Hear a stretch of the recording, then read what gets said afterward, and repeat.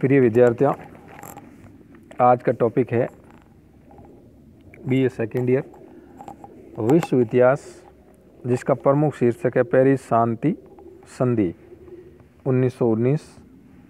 इसको पेरिस शांति सम्मेलन भी कहते हैं और इसमें कुल मिलाकर 5 संधियाँ की गई थी प्रथम विश्व युद्ध के बाद।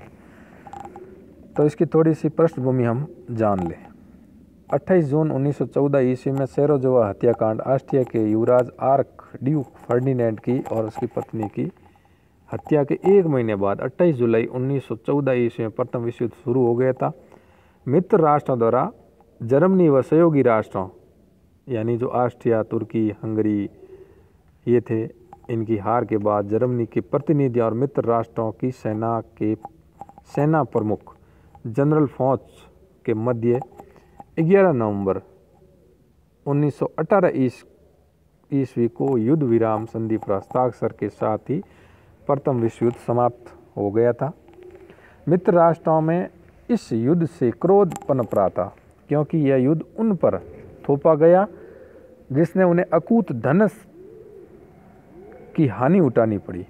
इस थोपे गए युद्ध का जर्मनी से हिसाब लेना चाहते थे और मिलकर उसे ही उस युद्ध के लिए जिम्मेदारी माना गया।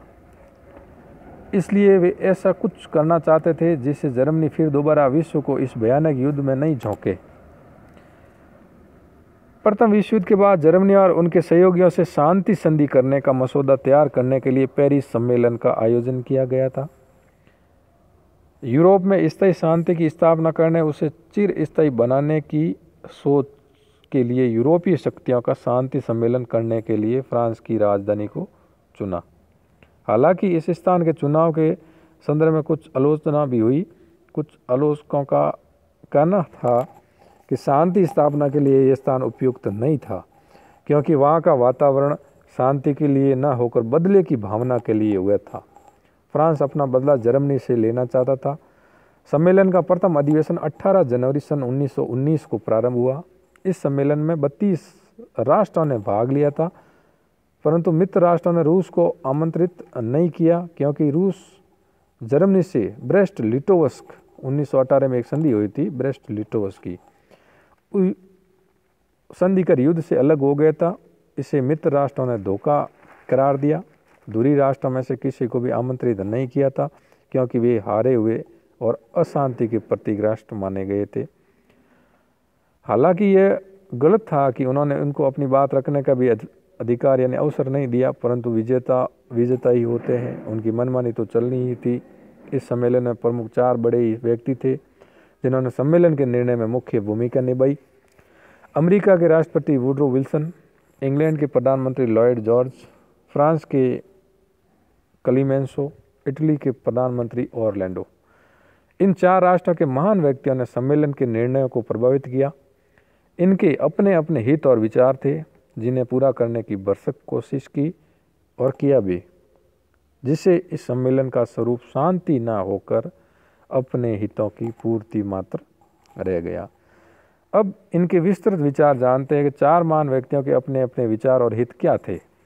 पहला, वुडरो विल्सन। अमेरिका के राष्ट्रपति वुडरो विल्सन के 14 सूत्र को ही युद्ध स्थगन तथा संधि वार्ता के लिए आधार बनाया गया। इनकी आदर्शवादिता अशांति प्रेमियों और जर्मनी के लिए आशा की किरण थी, क्योंकि वह जर्मनी से बदला लेने के पक्ष में नहीं था। उसने राष्ट्र संघ निर्माण पर सर्वाधिक जोर दिया, जिससे भविष्य में विश्व ऐसे नरसंहार से बच सके। इसने प्रजातंत्र तथा आत्म निर्णयों के सिद्धांत पर जोर दिया, जिससे धुरी राष्ट्रों व विश्व के अन्य राष्ट्रों में ऐसी पुनरावृत्ति के लिए कोई एक आदमी जिम्मेदार नहीं हो। परंतु इन विचारों के साथ इन्हें विशेष सफलता नहीं मिली।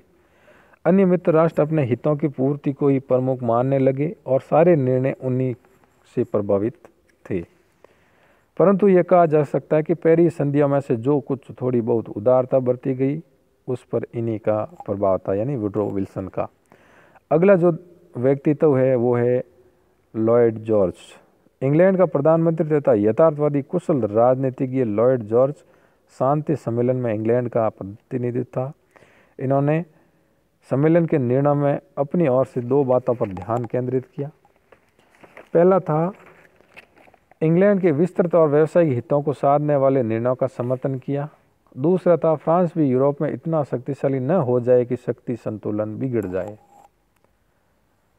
इस प्रकार इतिहासकार फिशर के अनुसार पेरिस में सबसे अधिक लाभ इंग्लैंड को ही मिला। अगला जो व्यक्तित्व है वो है क्लीमेंसो। क्लीमेंसो पेरिस शांति सम्मेलन का सभापति था। फ्रांस का प्रधानमंत्री क्लीमेंसो बड़ा उग्र एवं जुझारू राजनीतिज्ञ था, जिसे प्राय राजनीति का चीता कहा जाता था। और फ्रांस का सेदान के युद्ध जो 1870 में कभी हुआ था, पराजय के अपमान को अभी भूला नहीं था। उसने देखा कि जब जर्मनी शक्तिशाली हुआ, उसने फ्रांस के लिए संकट पैदा किया। वह जर्मनी से अल्सास और लॉरेन क्षेत्र वापस लेना चाहता था। साथ ही जर्मनी को भी इतना पंगु बनाना चाहता था कि वह भविष्य में फ्रांस के लिए खतरा नहीं बने। इस प्रकार वह अतीत की क्षतिपूर्ति और भविष्य के लिए सुरक्षा चाहता था।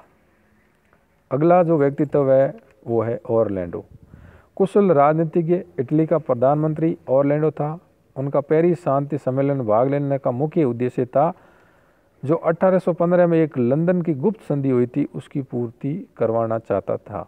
उसने युद्ध में शांति होने से पूर्व जो आश्वासन दिए गए थे, जिस क्षेत्रों पर अधिकार की बात मानी गई थी, उन सभी को प्राप्त करने का लक्ष्य था। इसको प्राप्त करने के लिए उन्होंने भरसक प्रयत्न किए। राष्ट्रसंघ स्थापना के लिए कार्य करे, पर इससे पहले फ्यूम का प्रश्न हल कर लिया जाए, यह उनका एजेंडा था। अब जो पेरिस शांति सम्मेलन का आधार था वो था प्रथम महायुद्ध में पहली बार विश्व में ऐसा व्यापक जनसंहार हुआ। इस जनसंहार से सभी देशों के उदारवादी प्रजातांत्रिक विद्वानों को अत्यंत व्यथा हुई और उन्हीं के प्रयास, अमेरिका के उदारवादी राष्ट्रपति विल्सन के प्रयासों से प्रथम महायुद्ध को शांति वार्ताओं के लिए आधार पर रोका गया।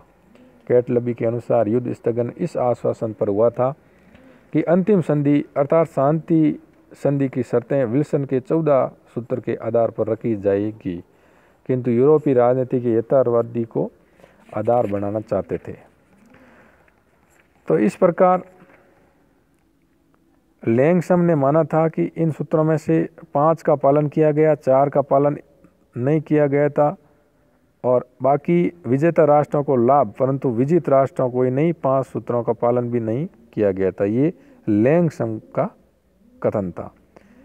गोथॉन हार्डी ने कहा था कि इन सूत्रों का अक्षरश पालन किया गया। यद्यपि यही सही है कि शांति शक्तियाँ पर विल्सन के आदर्शवाद की अपेक्षा लॉयड जॉर्ज क्लीमेंसो की यथार्थवादी प्रतिशोधवादी नीतियों का प्रभाव था।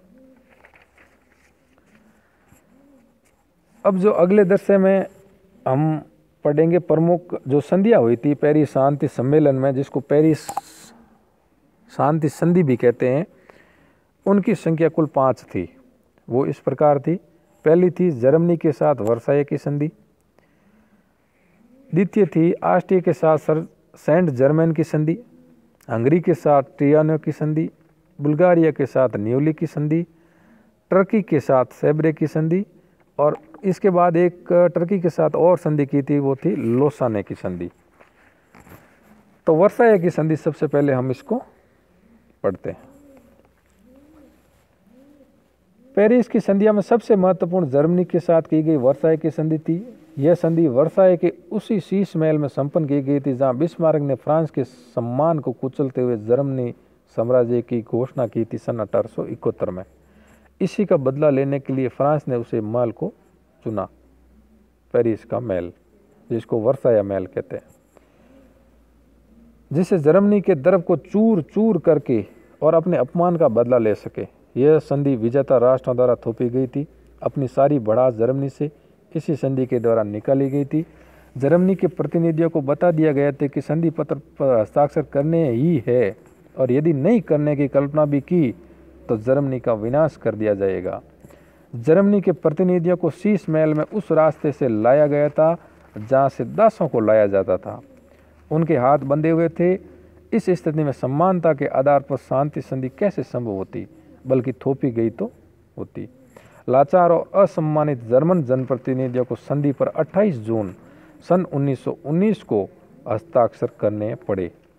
वर्साई की संधि की जो प्रमुख शर्तें थी वो इस प्रकार थी। जर्मनी से अल्सास लारेस का प्रदेश फ्रांस को दे दिया गया। फ्रांस का वह सपना पूरा हो गया जो जर्मनी ने उसे 1871 में छीन लिया था। यह क्षेत्र खनिजों की दृष्टि से संपन्न था, कोयला और लौह अयस्क के लिए प्रसिद्ध था। बेल्जियम तथा लग्जमबर्ग की तटस्थता समाप्त कर दी गई। जनमत संग्रह के बाद उत्तरी स्लेस्विंग डेनमार्क को दे दिया गया। मेमल का बंदरगाह लिथुआनिया को दे दिया गया। पोलैंड को समुद्र तक रास्ता देने के लिए जर्मन प्रदेशों में से एक गलियारा निकाला गया जो एक कटार की भांति था। इस प्रकार राइन ने बाएं और 50 किलोमीटर तक दाएं तट का स्थायी रूप से निशस्त्रीकरण कर दिया गया। और इस प्रकार वर्साय संधि की प्रादेशिक व्यवस्थाओं के कारण जर्मनी को यूरोप से 25,000 वर्ग मील से भी अधिक भू क्षेत्र और लगभग 70 लाख नागरिकों से हाथ धोना पड़ा। और सैनिक व्यवस्थाओं के अंतर्गत जर्मनी में अनिवार्य सैनिक सेवा समाप्त कर दी गई। 12 वर्षों तक जर्मनी की सेना 1 लाख से अधिक नहीं होगी। राइन क्षेत्र का असैनिकीकरण कर दिया गया था। कील नहर को अंतर्राष्ट्रीय घोषित कर दिया गया था। युद्ध का समस्त उत्तरदायित्व जर्मनी पर थोपा गया था। 5 अरब डॉलर मित्र राष्ट्रों को देने का बोझ डाला गया। उपनिवेशों में लगी समस्त जर्मन की पूंजी को जब्त कर लिया गया। जर्मनी को युद्ध प्रारंभ करने का अपराधी माना गया, इसलिए विलियम केसर को युद्ध अपराधी घोषित कर उन पर मुकदमा चलाया गया। वर्साया की संधि में राष्ट्र संघ संबंधी प्रावधान भी रखे गए। इस संधि की प्रथम 26 धाराएं राष्ट्र संघ के संविधान से संबंधित थी। इस प्रकार संविधान जो बना था उसकी समीक्षा की गई थी। और वर्साय की संधि की समीक्षा में जर्मनी का मान सम्मान सभी छीन लिया गया। इसका बहुत विनाशकारी प्रभाव पड़ा। और मार्शल फोंस ने तो 1919 में ही कह दिया था, यह शांति संधि नहीं बल्कि 20 वर्षों के लिए युद्ध विराम है। और उसकी भविष्यवाणी सत्य सिद्ध हुई। और लगभग 20 वर्ष बाद 1939 ईस्वी 1 सितंबर का दिन और द्वितीय विश्व युद्ध छिड़ गया था।